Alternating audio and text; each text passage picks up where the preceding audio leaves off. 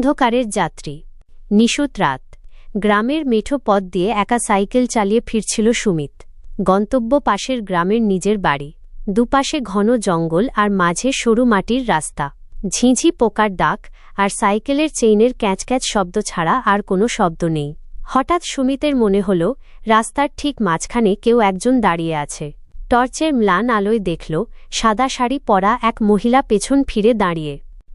সুমিত সাইকেলের গতি কমিয়ে ভাবল, এত রাতে এই নির্জন পথে একজন মহিলা একা কেন?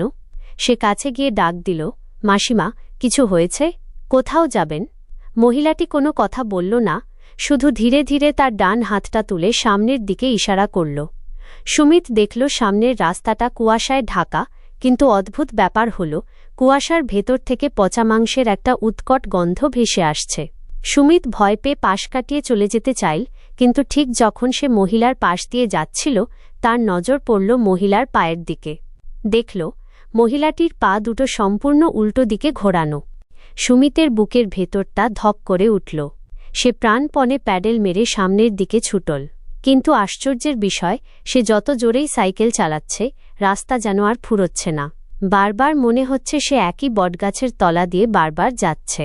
হঠাৎ সাইকেলের পেছনে ভারী একটা চাপ অনুভব করল সে। মনে হল কেউ একজন ক্যারিয়ারে বসেছে। সাইকেল চালানো অসম্ভব হয়ে পড়ল। ঘাড় ঘুরিয়ে পেছনের দিকে তাকাতেই সুমিতের রক্ত হিম হয়ে গেল।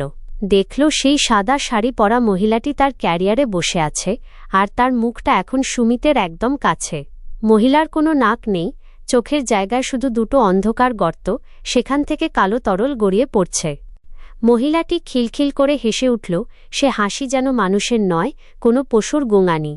সুমিত নিয়ন্ত্রণ হারিয়ে সাইকেল নিয়ে পাশের খাদে পড়ে গেল। সে যখন জ্ঞান হারাল, শেষ দেখল সেই আবছায়া মূর্তিটি তার ওপর ঝুঁকে পড়ছে। পরদিন সকালে গ্রামবাসীরা সুমিতকে রাস্তার ধারে অচেতন অবস্থায় উদ্ধার করে। তার জ্ঞান ফেরার পর সে কাউকেই চিনতে পারছিল না, শুধু পাগলের মতো বিড়বিড় করছিল, সে এখনও আমার পেছনে বসে আছে। অদ্ভুত ব্যাপার হল, সুমিতের কাঁধে তখন 5টি লম্বা নখের গভীর ক্ষতচিহ্ন, যা থেকে পচা মাংসের সেই দুর্গন্ধটা তখনও আসছিল। আজও সেই গ্রামের কেউ অমাবস্যার রাতে ওই পথে যাওয়ার সাহস পায় না।